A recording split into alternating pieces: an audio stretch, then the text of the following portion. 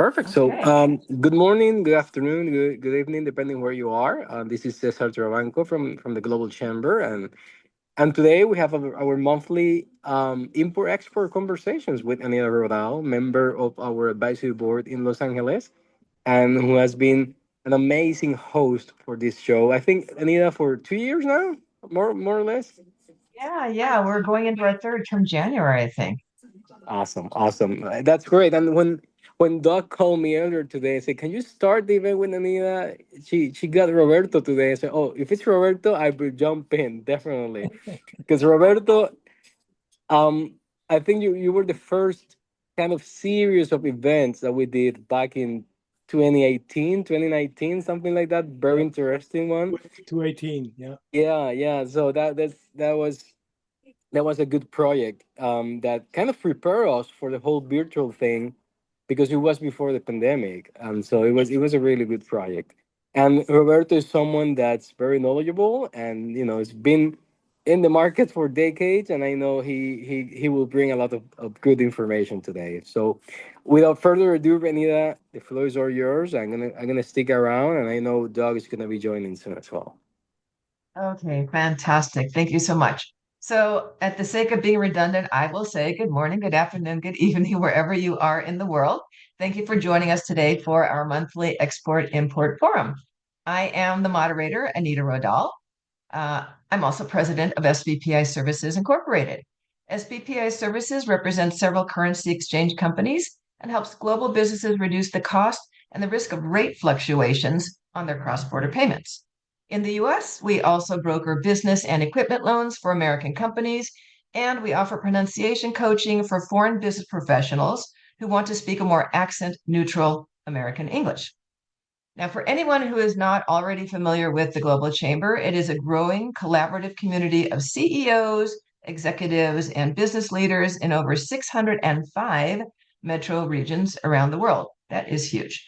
Its mission is to foster growth in cross-border business in every region of the world. Our forum today is 55 minutes long, and the last 5 to 10 minutes I will open it up for Q&A and conversation. But in the meantime, unless you are Roberto Ancis, please keep yourself on mute. I do want to start off with a couple of networking tips for you all. First of all, it's a very good idea to use your full first name here on Zoom. You can add your business name after that if you want, but do use your first and last name so people know who you are. You can change your name very easily by right-clicking on your square or click on the three little dots in your square, and at the very bottom, you'll see the choice to rename yourself. And you want to make it easy for people to find you after the Globinar. So please make sure you put your full contact information and your LinkedIn link in the chat, and then remember to save the chat for future reference. So today we are very lucky to have the amazing Professor Roberto Ancis with us. I'm going to tell you a little bit about Roberto. Professor Roberto Ancis is the CEO of CoachingProfessors.com Incorporated and Consulting Professors Online LLC. Born in Florence or Firenze, Italy, Professor Ancis is a global traveler and has degrees and studies in physics, chemistry, computer science, as well as an MBA in international business. A scholar in behavioral sciences, he is a specialist in achieving optimal communication when foreign cultures are involved and excels in discovering foreign customer purchase decision-making processes. From 1981 to 2022, Professor Ancis was associate faculty for MBA programs at National University and the University of Phoenix. Over the past 3 decades, Professor Ancis has specialized in developing direct commercial bridges between foreign countries and the U.S. market and assisting foreign countries in their desire to enter the U.S. market and U.S. clients interested in entering foreign markets.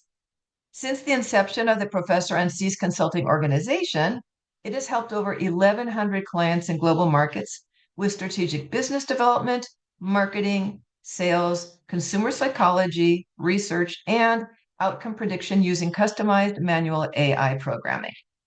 Coaching Professors Incorporated has independent agents in Italy, Israel, the UK, Mexico, Canada, Australia, Spain, Greece, the UAE, and Chile. Benvenuto, Professor Ancis. That was a lot, but you do a Grazie. lot. Okay, prego. So I always start off my interviews with the same three very quick icebreaker questions. So in 60 seconds or less, here's the first question. Tell us how you got into this business. That's such a great question, Anita. First of all, thank you.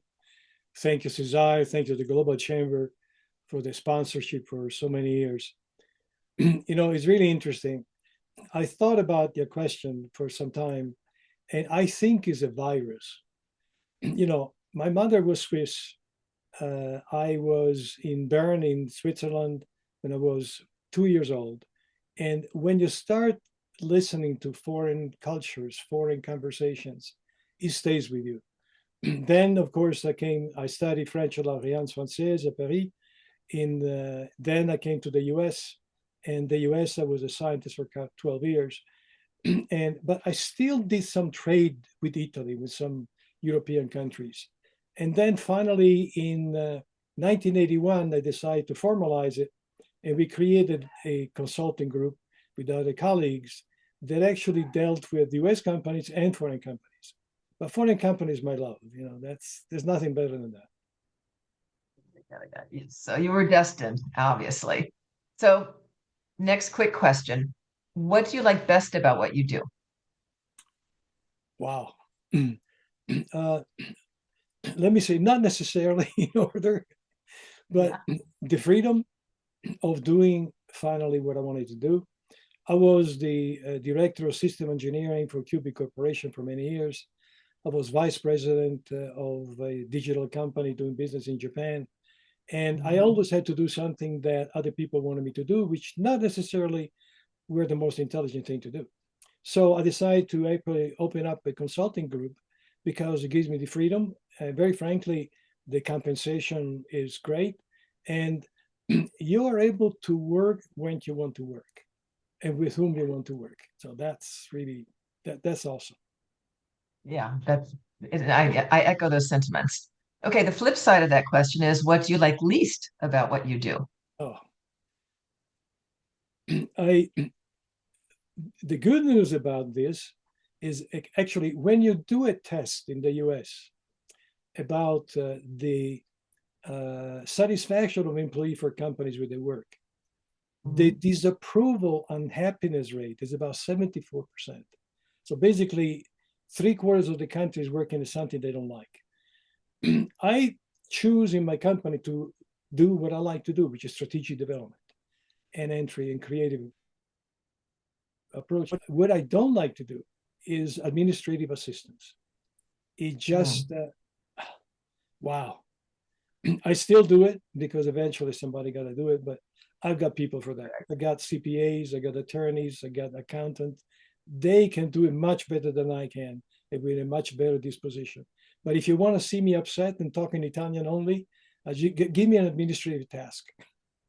Yeah, no, I so agree. I miss the time when my nieces were like even in elementary school, they could do stuff on the computer that I didn't want to do.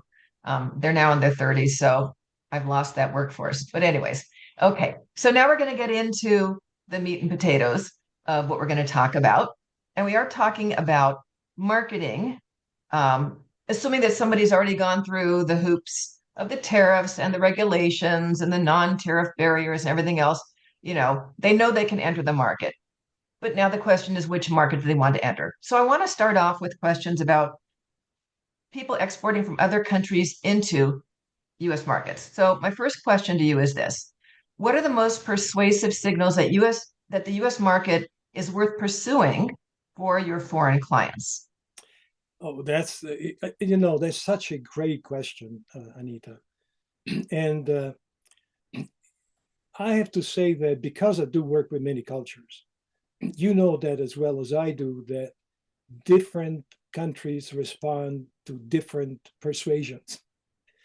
But the common denominator that I have with clients typically is, uh, the U.S. market is the largest free country in the world. It's the largest supermarket. That's why China is here, and China wants to be here and stay here forever. So that's one of the reasons for which people become quite in love with the U.S. At the same token, the country is so large with so many Mhm. cultures that becomes a concern for clients. But I would say potential revenue, I would say the size of the market. Think about everybody in this country has 2 or 3 or more TV sets. So from an advertising point of view, you can reach anyone you want. So those are some of the elements. And then the purchasing power. You're talking about the the consumer spending every year here is to be anywhere between 17 and 20 trillion dollars. That's the American consumer. And the average compensation that the average whole house gets here in the US is about $75,000, $80,000 a year average. So people have the money to buy what you bring in if you bring it in intelligently. Mhm. Interesting. Okay. Yeah, that makes perfect sense. Now, when you have a new client who wants to enter the US market, what does the feasibility study entail? I'll tell you is I have when I was young and I was less savvy, let's put it this way. Used to have people come to me and say, Professor, when I hire you, come to the US and here is the check. I said, okay. And I started. And that was the biggest mistake I could ever make. Why? Is this is such a different country, different needs, different requirements, different regulations. I mean, I'm bringing right now in, I'm counseling 2 clients from South America and from Mexico in the medical business. The FDA regulation in this country is a nightmare.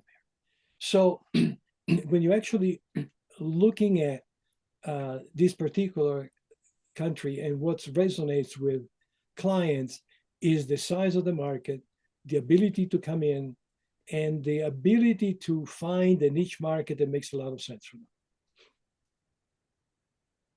Okay, awesome. Now, how many core methods do you typically consider for foreign clients who want to enter the US market and why? And so let me distinguish if you have a manufacturing company, a digital company, or a service company.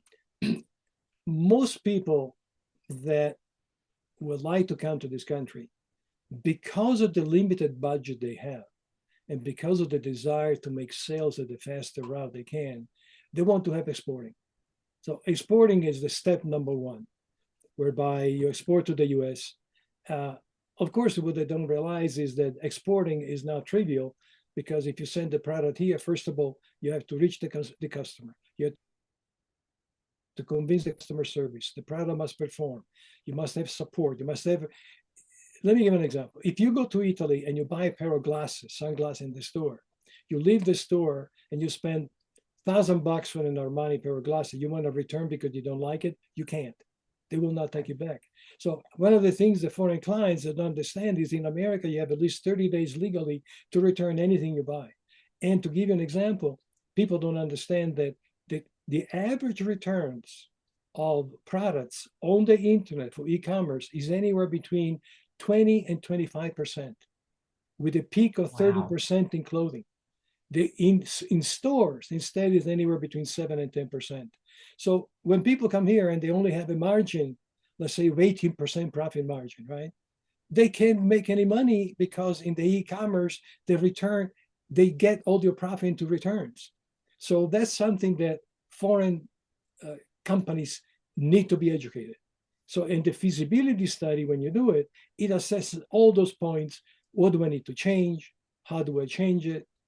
And then what do I need to do to make it acceptable from a certification point of view? And for example, in cheese, if you pick up cheese from Sardinia, which is typical, and want to bring it here, unless that is pasteurized, it's not allowed to enter this country. So there are a whole bunch of regulations. That's all. So the feasibility is basically goes into it and say, does it make sense for you and your product? And the truth is, Anita, that if it does not make any sense, we tell the customer we no longer would like to continue working with them because we don't see a success. But we'll give a recommendation to work with others if they want. But to me, it's a waste of money. So the feasibility is like buying life insurance to understand if what you have Ooh, can come in this country. that's a really great way to put it. Like, what percentage of the people that reach out to you to retain your services would you say that you, after doing the feasibility study, you say, we're not going to work together, or that you know that you don't even have to do a feasibility study and you say, this is not going to work for you, therefore this will not work for us? When I look at our numbers, I can say that we have an initial free consultation, it says, to discuss it. But I will say this here, probably 30 to 40% are basically no-go. Just the Wow. product will not make it here. Or the amount of money they need to spend to get in here, they just don't have it.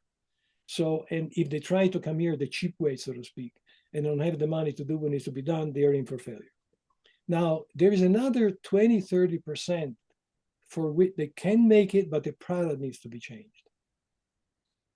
And so when you really look at the net, if you were to come from other country to this country, and you have a country that sells in Europe or in Australia or in Africa, probably 20% would be US market ready. Most of the rest needs to be adapted, justified. There's a client right now, a prospect, right? I'm meeting them next week. Big company, a 40 to $100 million a company in Europe. And they come here for 3 years. They made at the most $2.5 million. They can't make it. And so they finally called me and they said, Professor, I need your help. We didn't want to hire you 2 or 3 years ago because we thought we could do it ourselves.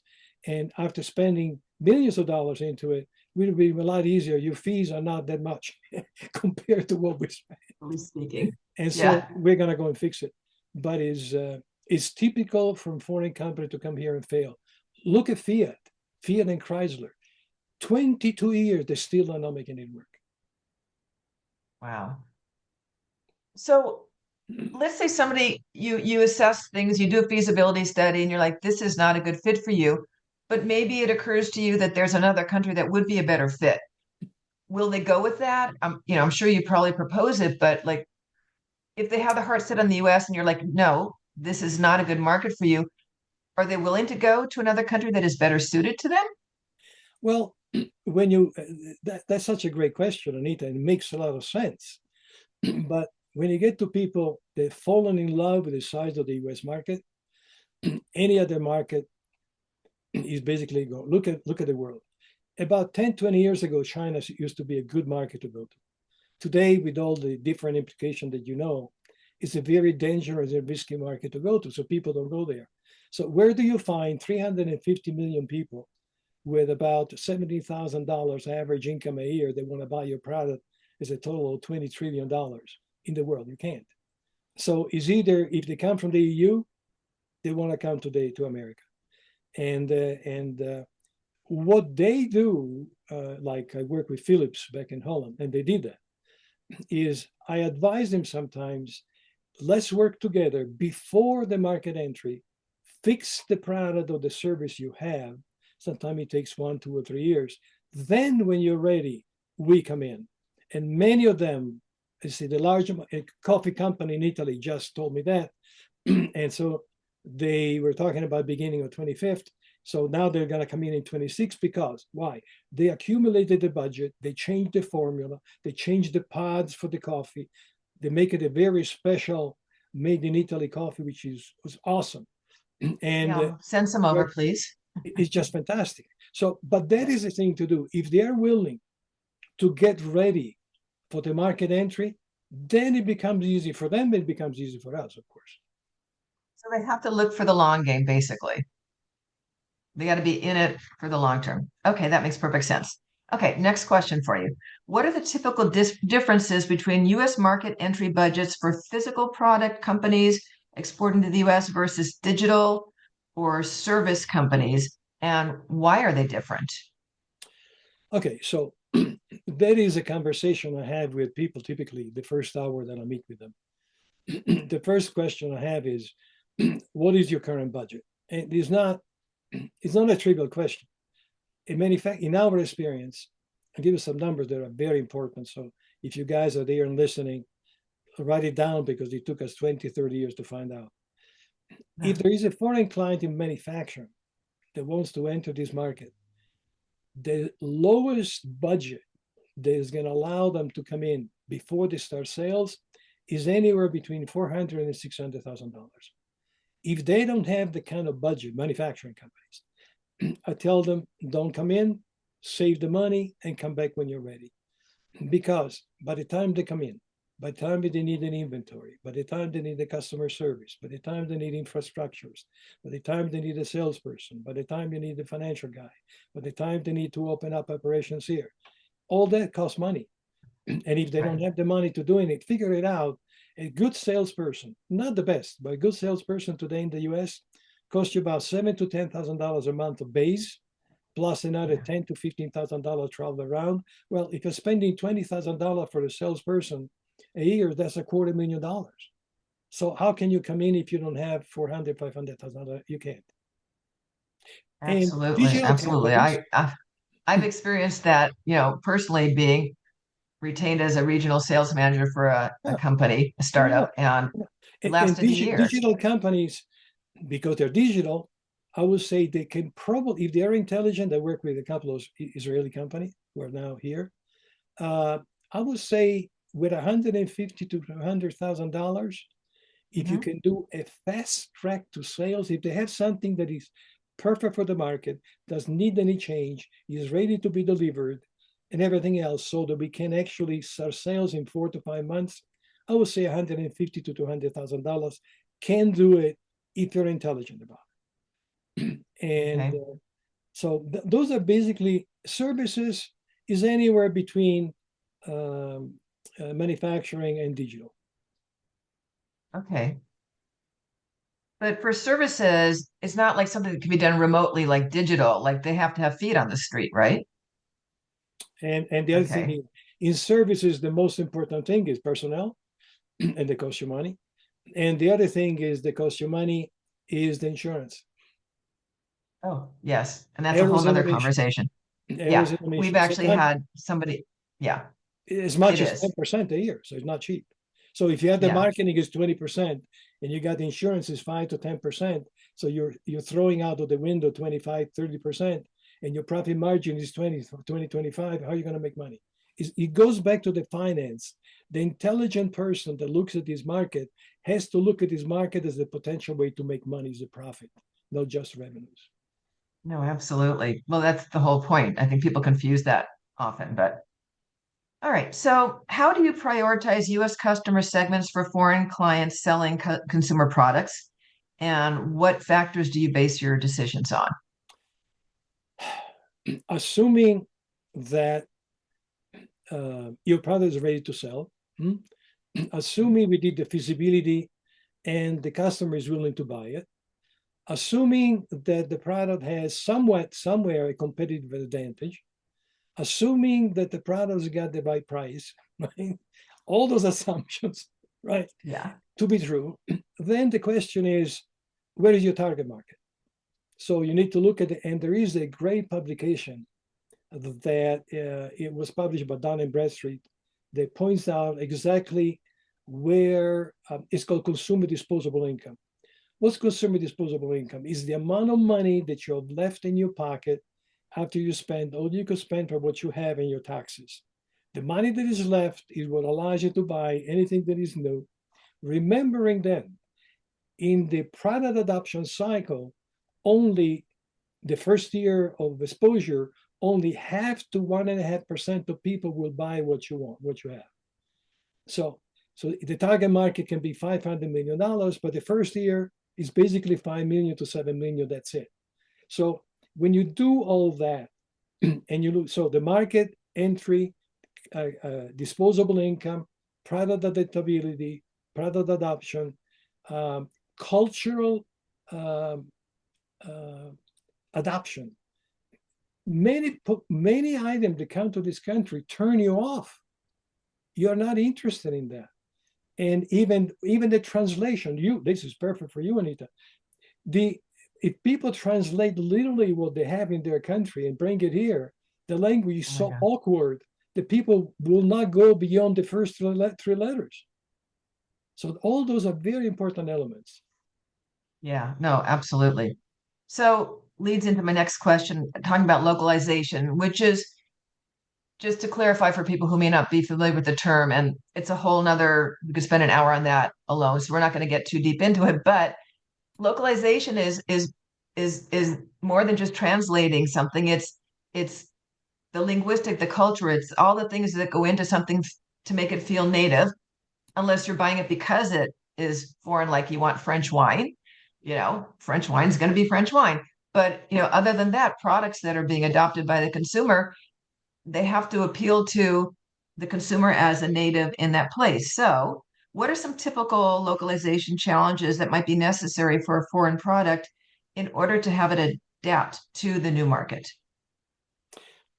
Is let me give a small example. That's sort of funny, but when you go to a bar here, right, and say, I'd like to have this drink, and they said, would you like some ice in it?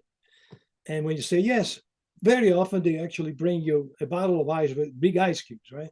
Ice cubes in America, they're pretty big. When you go to Italy and you ask for ice in your wine, which is actually a sin, you can be put in jail for, just kidding.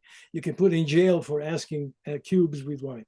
Wine should be, room temperature, except white. But ice cubes in Italy are this small. They're like what, quarter of an inch to a quarter of an inch. The size, the refrigerators. You go to Europe, you have here in the US, you have refrigerators. You put in your film, the car keys that you lose, you put in your furs in winter, in summer. I mean, the sizes are so different. The furniture in Italy, the coffee, when you import furniture, for example, the height of the coffee table is wrong. When you import the bed, the size of the bed is wrong. You can't find sheets. You cannot find mattresses. I mean, it is insane. When you bring a product, is the unit of measurement, is the size of it, is the regulations. For example, a client brought in Como Expert, brought on to the US, big company in Europe. They send this stuff to the client. The client called me really upset.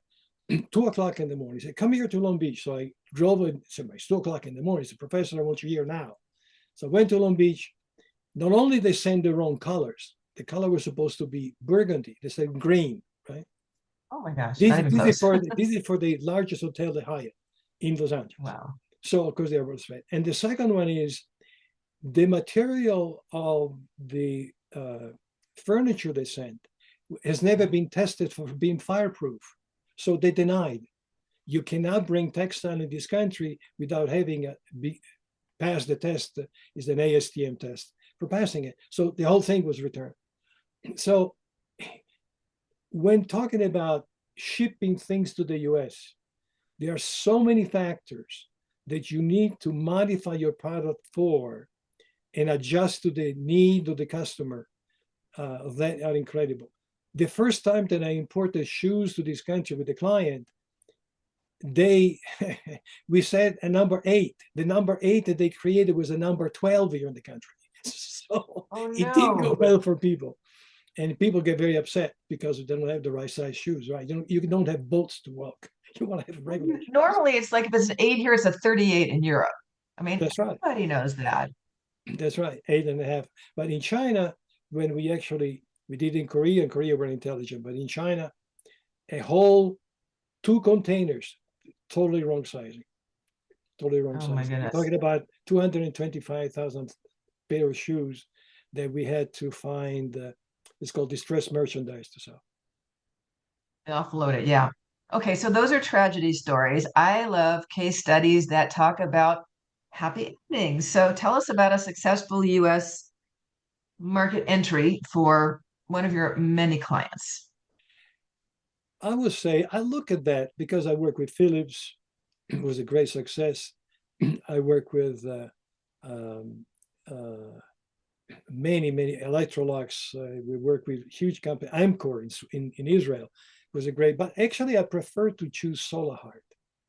Solahart was a Australian company that approached me and they said it was a Shell oil company owned. and 50% Australian. They just went through a transition whereby Shell sold the company rest to the Australians. So in Australians in Perth, on the other side of Sydney, they wanted to come to the US. Nightmare at the beginning. The product was not listed, was not regulated, was not approved. And so finally, I tried a trick, which actually really worked. I was quite well known with the Public Utility Commission up in San Francisco, where the president of the commission was actually somebody I knew in Italy, his family. And so I went there. I said, I have these Australian companies manufacturing these solar panels for homes, and they're not qualified, blah, blah, blah. And so he said, well, if you give me a rationale to do here, I actually have PG&E. They have a special program of $70 million to assist the installation of solar panels in the city of homes, residential. And I'll introduce you to them and see if it works. Well, I spent about a week and a half. My technical know-how came to play. I created an entire program where it was approved. It was called the OI 42 program. The company, in exchange of the success, they made $35 million in 6 months.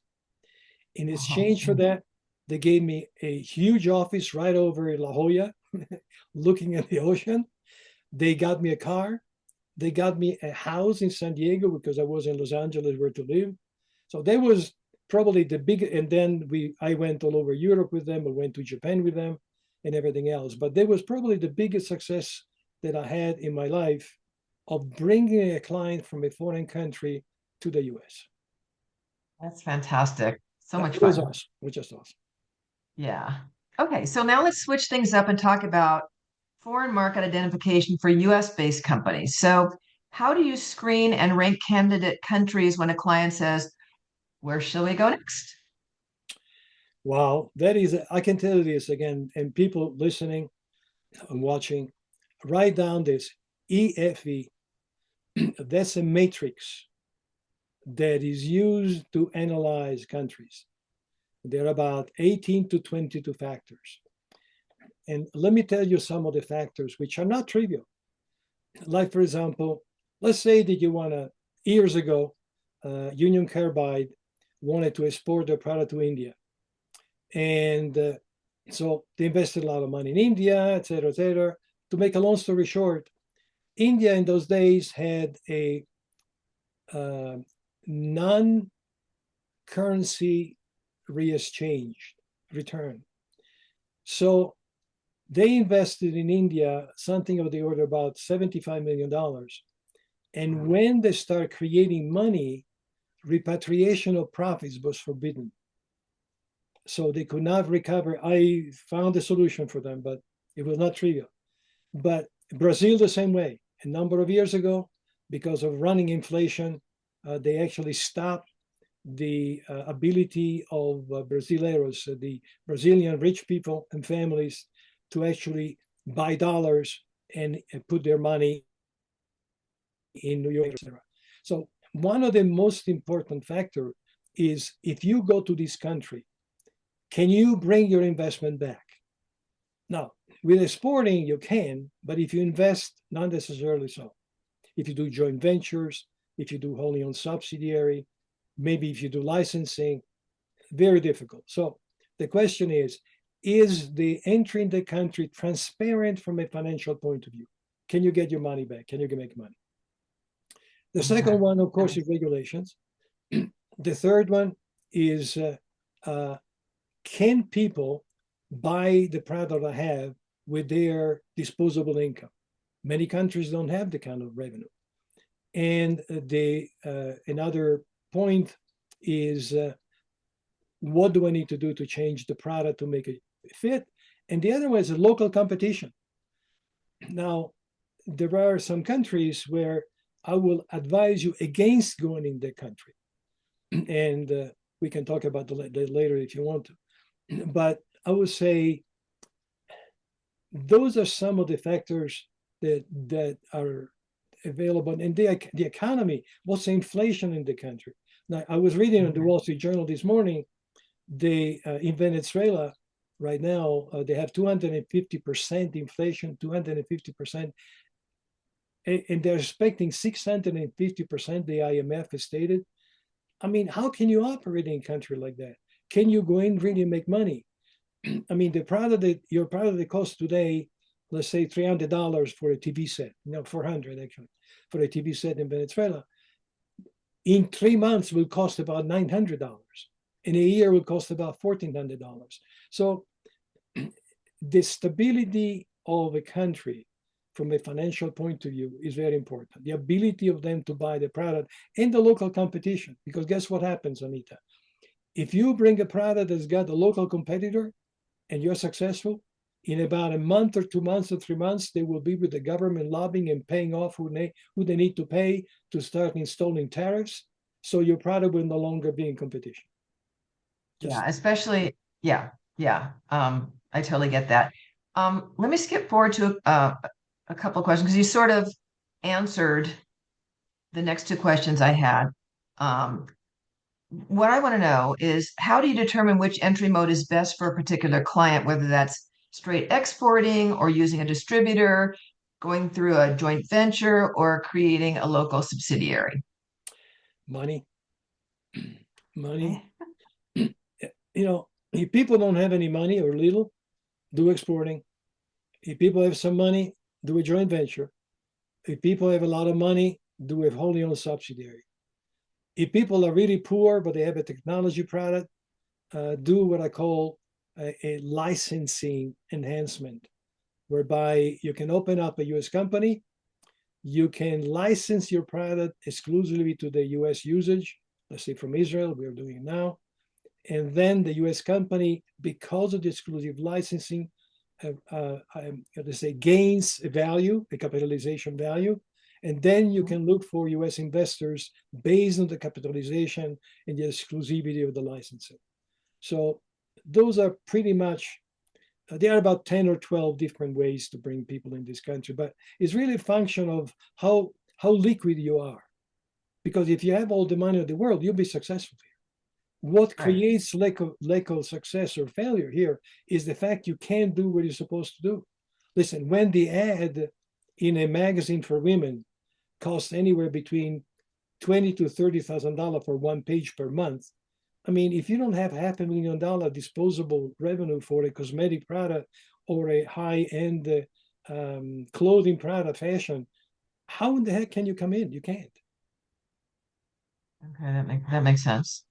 So, as important as it is to decide where your clients are going to go, I'm thinking it's equally as important to decide where they're not going to go. So, tell us about a market that you recommended against entering and the reasons for your decision. So, US company looking to go somewhere else, and you said, no, no, no, no, no. Well, let me tell you this is you will be really surprised. But to get into a country, you need two things. You need channel of distribution that are clear and short. And then you got to have basically a lack of competitive market, lack of competition. So when you're looking at two countries in the world that I advise against it for specific fields, one is Japan.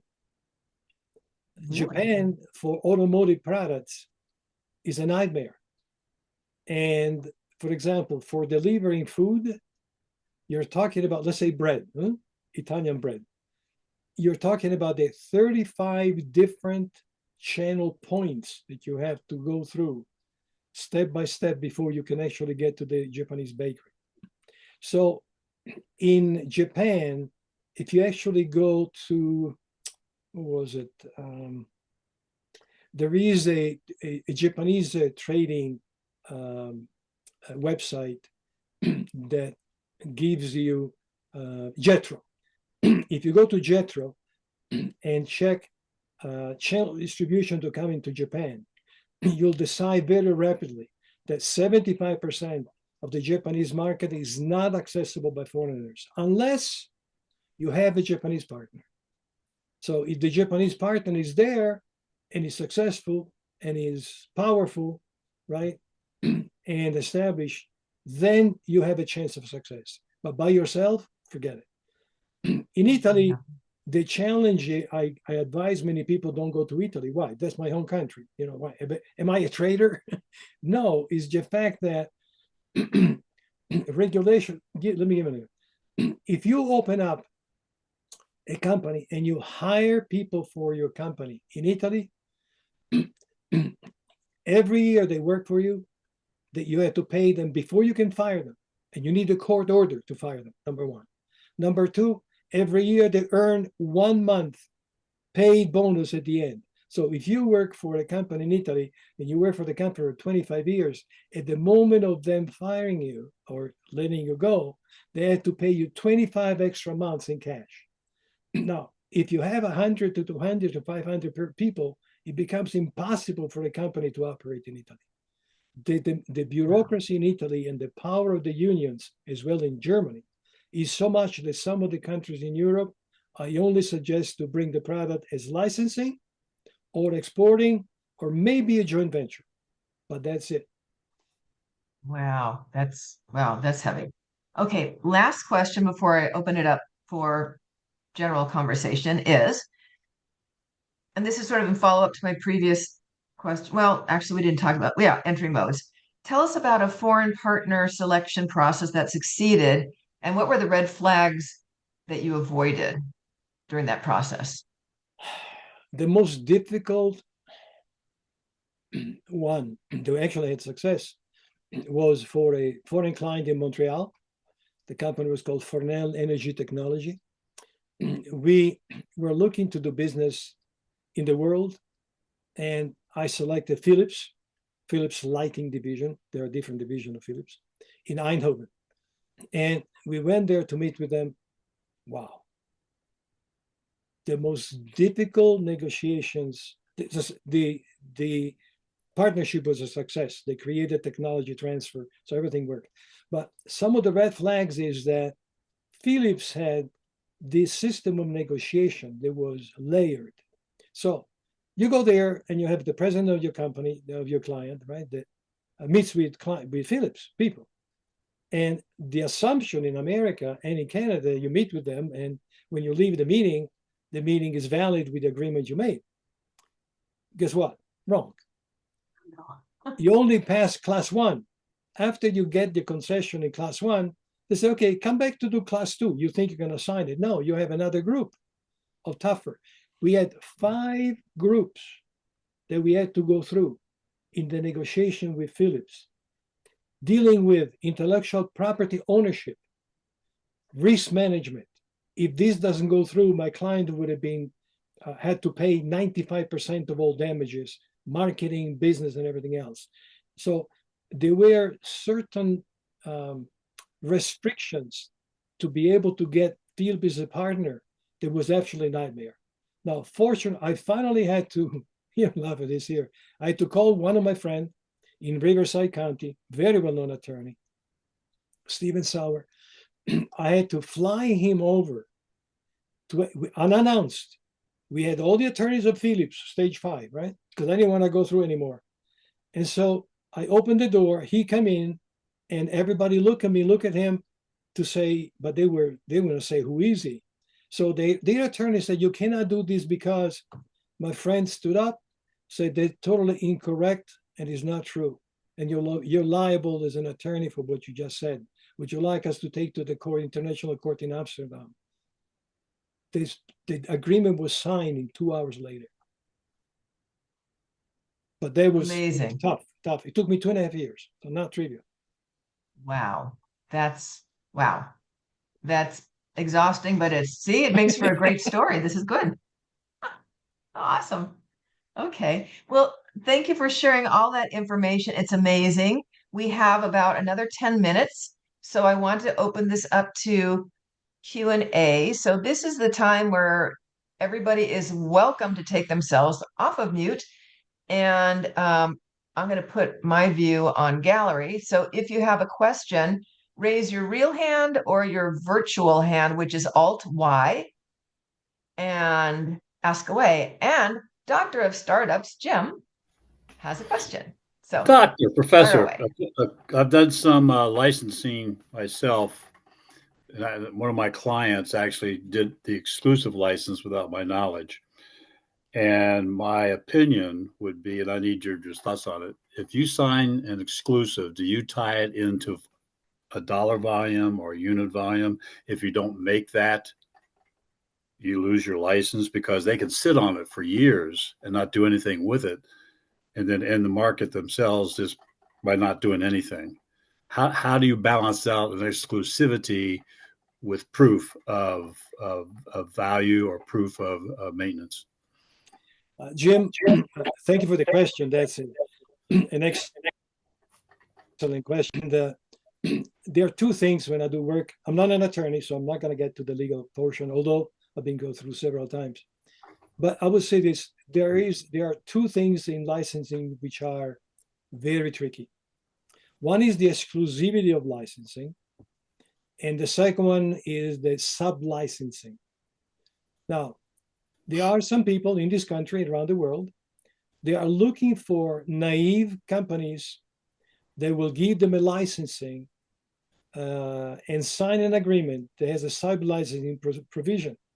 So these very non-honest individuals, they probably could go to the US and sell your licensing agreements for each state for, let's say, $100,000 per state because they're sub-licensed.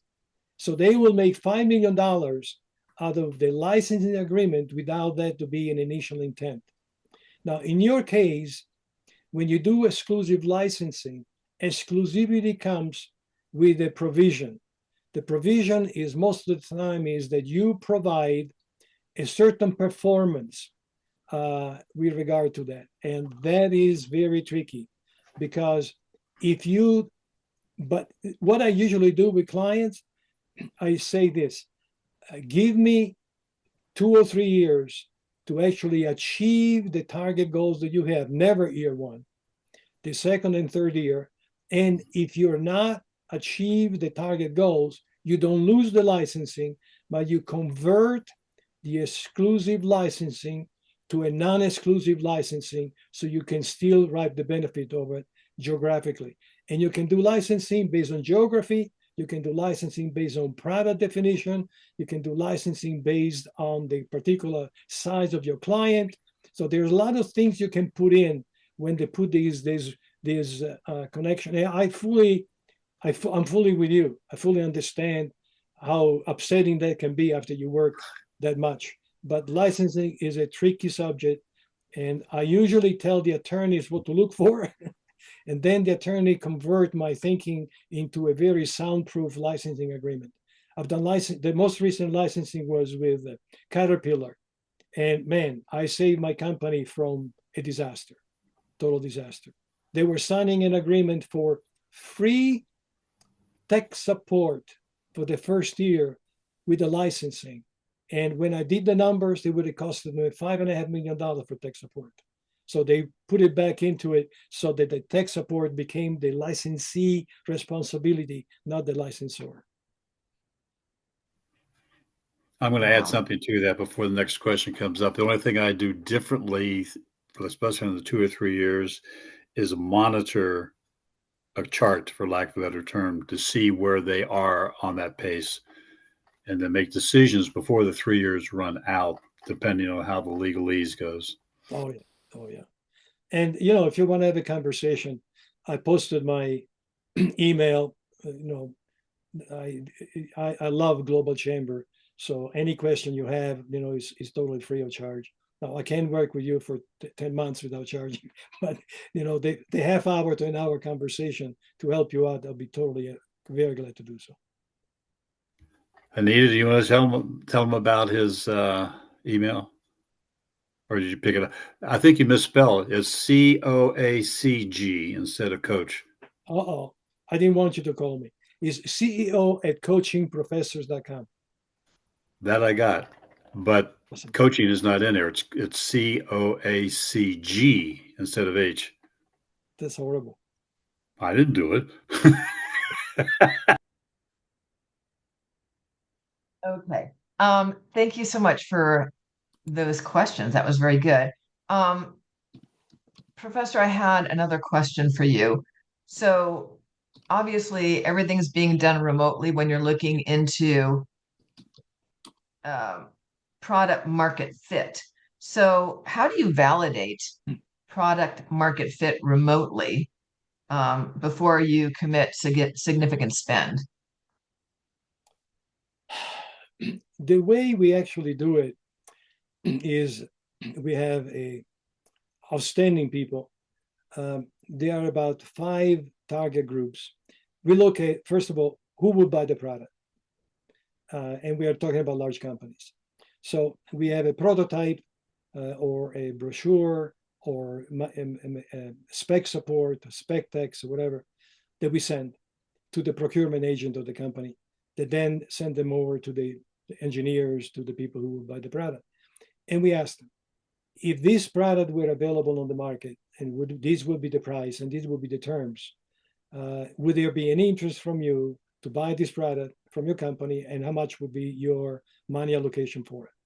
So we do that with companies, buyers, we do that with distributors, we do that with strategic allies, we do that with potential partnerships. So we do that with 4 or 5 main groups.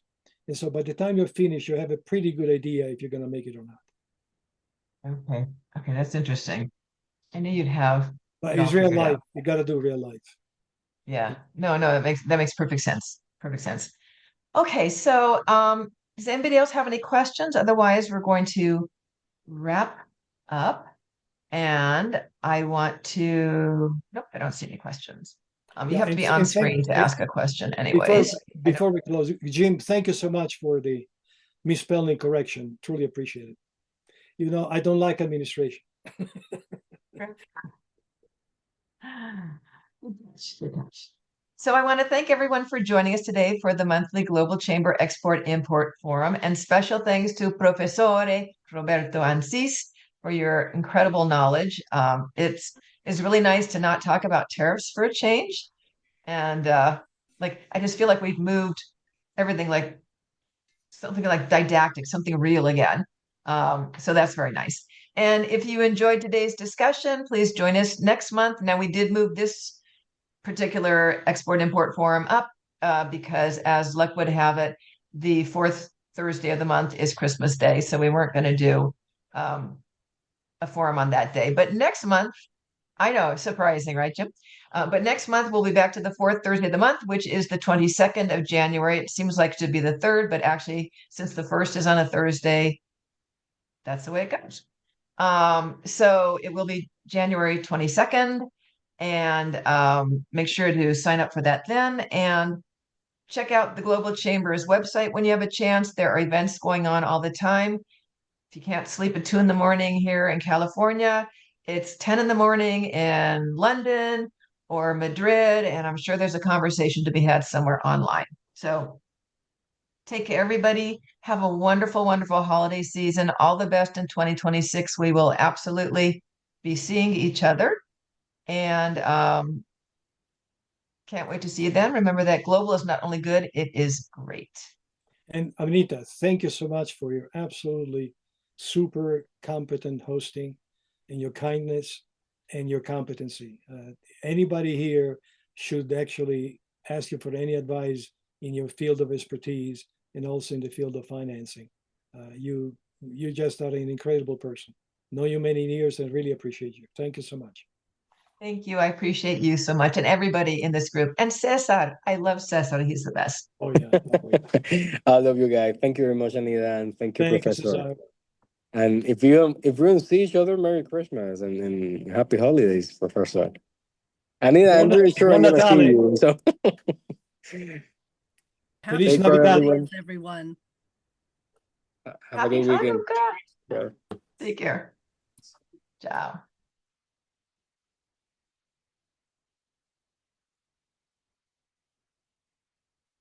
Ciao, Ildiko.